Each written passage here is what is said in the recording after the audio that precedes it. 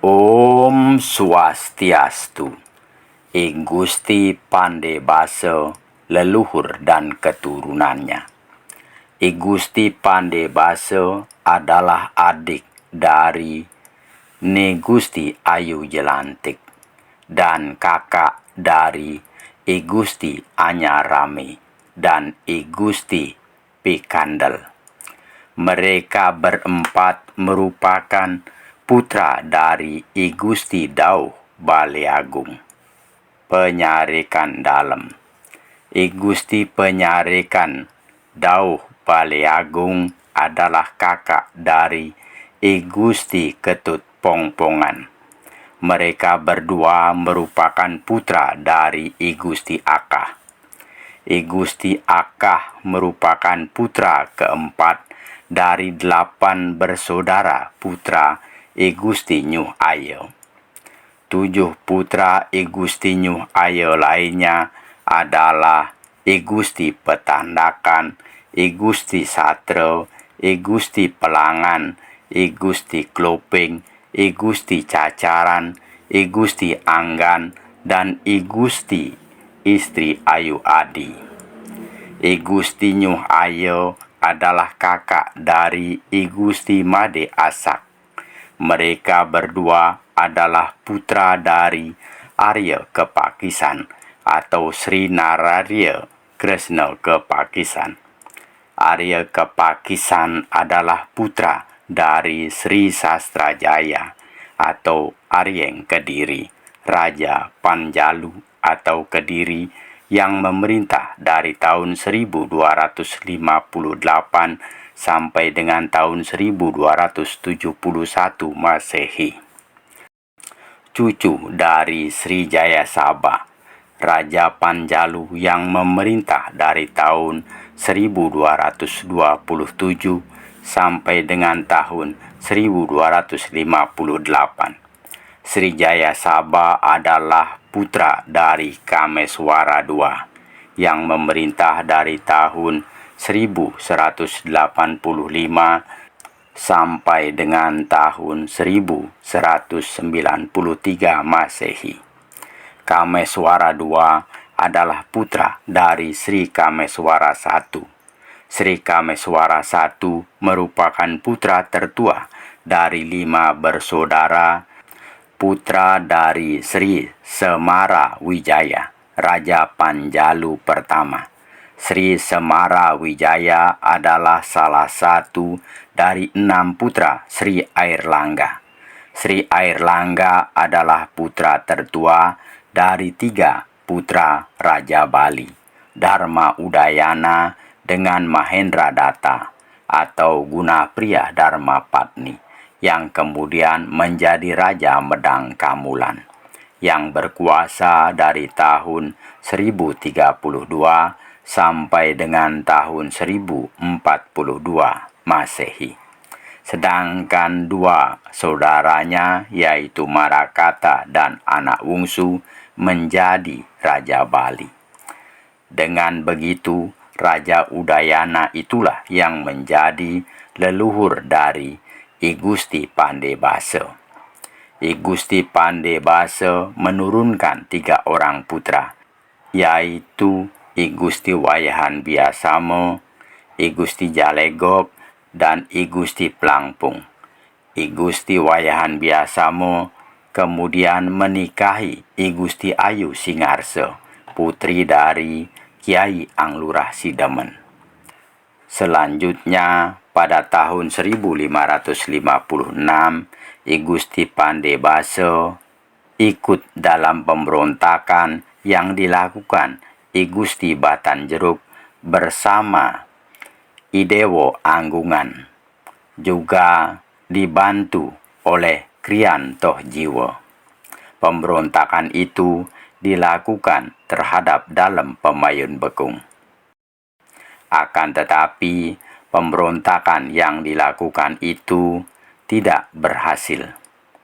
I Gusti Batanjeruk kemudian berhasil meloloskan diri, akan tetapi akhirnya berhasil dikejar dan dibunuh oleh putra I Gusti Asak, yang bernama I Gusti Manginte dengan tombak yang bernama Ki Baru Guduk di Bungaya.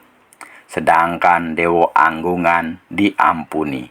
Akan tetapi derajatnya diturunkan menjadi bernama Sang Anggungan.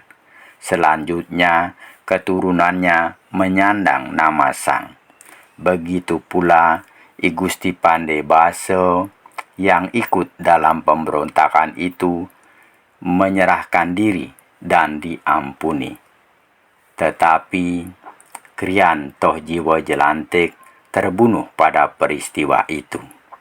Setelah I Gusti Pandebasa diampuni oleh Dalem Pembayun Bekung, selanjutnya I Gusti Pandebasa kembali diberi jabatan di kerajaan.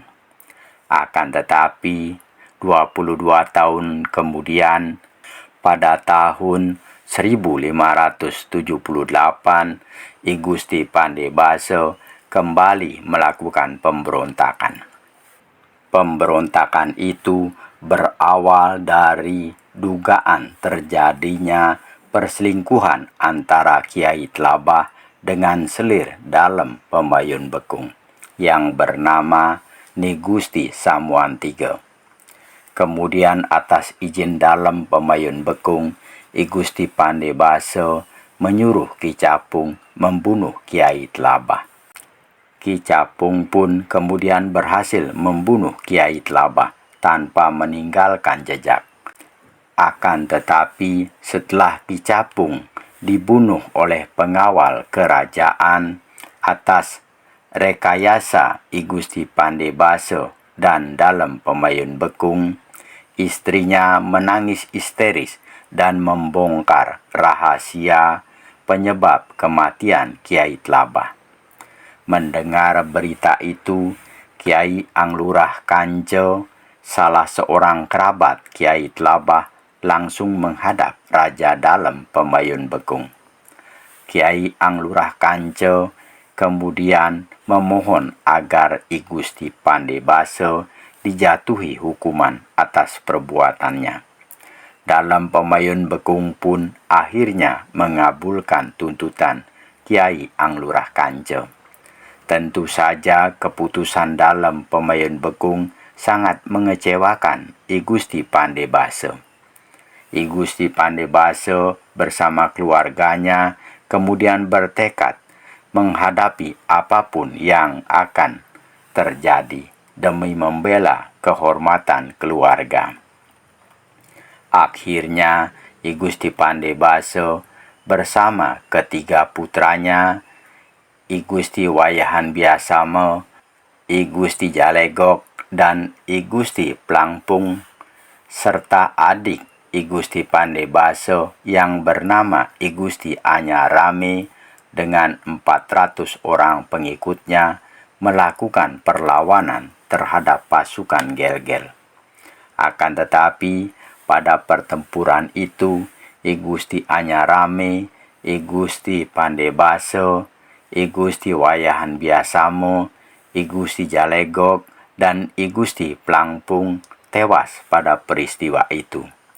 Sedangkan istri I Gusti Biasamo yang bernama I Gusti Ayu Singarso yang ketika itu sedang hamil dapat meloloskan diri dari kepungan musuh pasukan kerajaan Gel-Gel, lalu bersembunyi di rumah Kiai Lurah Pinate.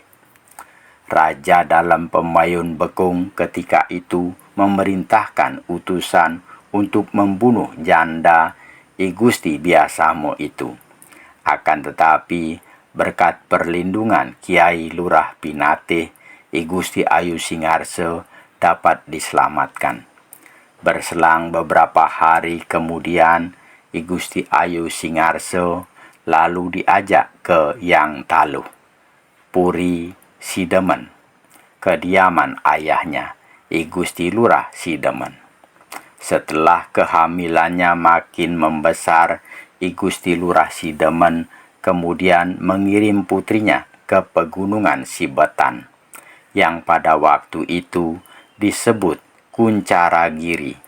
Selanjutnya, Setelah peristiwa pemberontakan I Gusti Pandebasa itu, dalam Pemayun Bekung menyadari akan kehilapannya, yang menyebabkan terjadinya pemberontakan I Gusti Pandebasa, sehingga menimbulkan banyak korban. Akhirnya dalam Pemayun Bekung memutuskan untuk turun tahta dan pergi ke sebelah barat istana yang bernama Jero Kapal. Kemudian tahun 1580 Masehi, para pejabat kerajaan memutuskan mengangkat I Dewa Anom Sagening menjadi Raja Gel-Gel dengan gelar Dalem Sagening. Selanjutnya janda I Gusti Biasamo, I Gusti Ayu Singarso yang tinggal di Kuncaragiri kemudian melahirkan seorang putra yang selanjutnya diberi nama I Gusti Abianengan. Setelah remaja, Kiai Anglurah Sidemen memberi nama I Gusti Dau Purnamaning Kapat karena lahir hari Purnama Kartika. Kemudian I Gusti Dau Purnamaning Kapat menurunkan 3 orang putra, yaitu I Gusti Wayan Abian, beribu dari Abian Tieng, I Gusti Tanah, beribu dari Tanah Ampo, dan I Gusti Dauh Tutul, beribu dari putrinya I Gusti Toyo Mumbul, keturunan Arya Bang Sidemen. I Gusti Dauh Tutul itu sangat disayangi oleh I Gusti Anglurah Sidemen alias Kiai Anglurah Sidemen.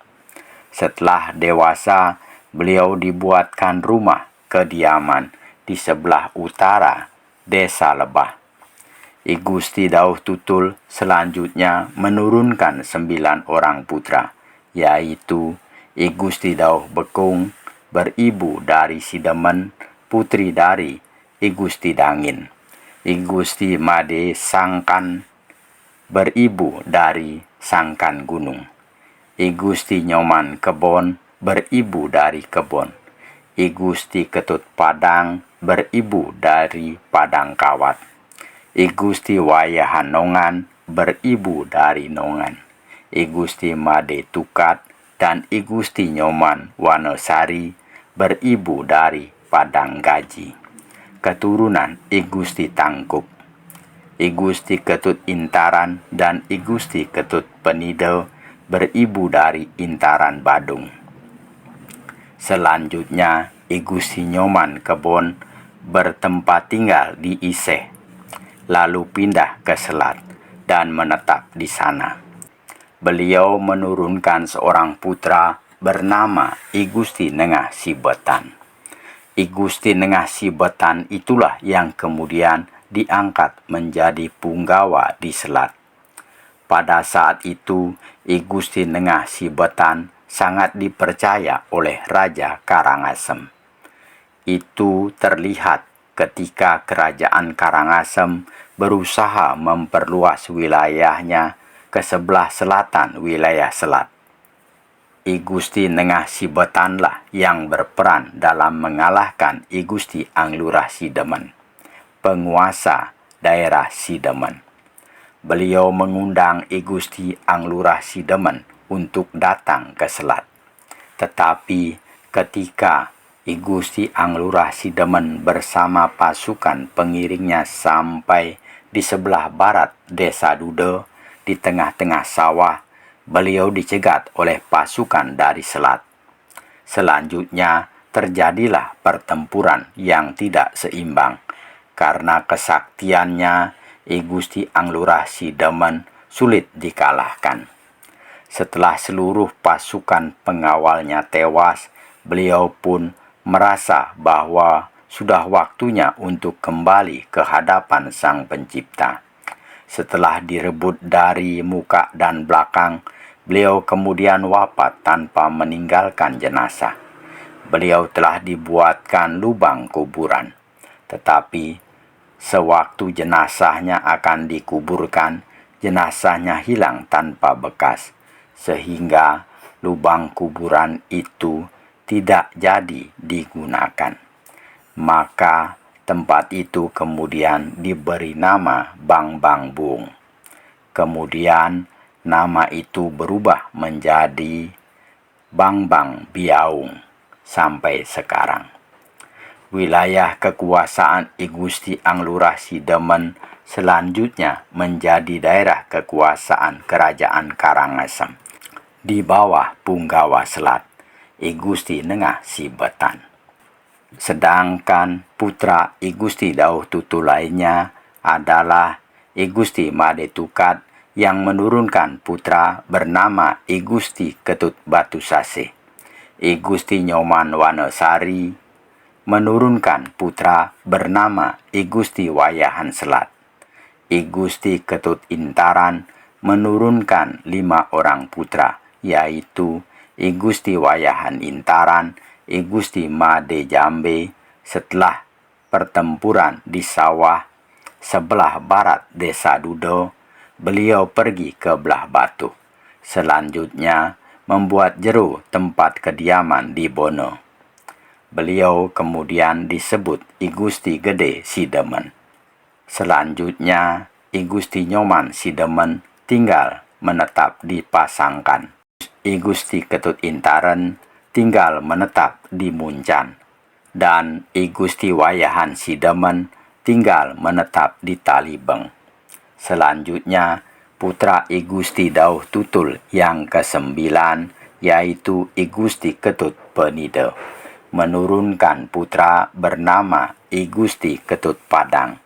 Kemudian membuat rumah tempat kediaman bernama Jero Selat di Kelungkung. Kemudian putra I Gusti Nyoman Wanesari yang bernama I Gusti Wayahan Selat menurunkan 2 orang putra, yaitu I Gusti Nyoman Pande pergi ke Sasak Lombok dan I Gusti Ketut Gerie menjadi pengiring Ida Wayahan Dangin, putra Ida Pedanda Wayan Kekeran dari Gerie Pidade, menjadi salah satu penguasa di Sidemen. Penguasa lainnya adalah Idewo Wayan Dangin dari Sidemen. Kemudian I Gusti Nyoman Pande di Sasak Lombok menurunkan 3 orang putra, yaitu I Gusti Wayahan Intaran, I Gusti Made Kebon, dan I Gusti Ketut Sampalan. Begitu pula adiknya I Gusti Ketut Gerie kemudian menurunkan 5 orang putra, yaitu I Gusti Gede Wange, I Gusti Made Penide Sebet, I Gusti Gede Penide Montok, I Gusti Ketut Selat Ketaurak, dan I Gusti Ketut Nide. Itulah cerita mengenai I Gusti Pande Base, leluhur dan keturunannya. Cerita itu saya olah dari berbagai sumber, di antaranya dari buku Silsilah Orang Suci dan Orang Besar di Bali yang disusun oleh Sri Resi Ananda Kusuma. Semoga ada manfaatnya. Apabila ada penyampaian yang kurang berkenan, mohon dimaafkan. Saya akhiri dengan menghaturkan Parama Santi. Om Santi, Santi, Santi Om. Terima kasih.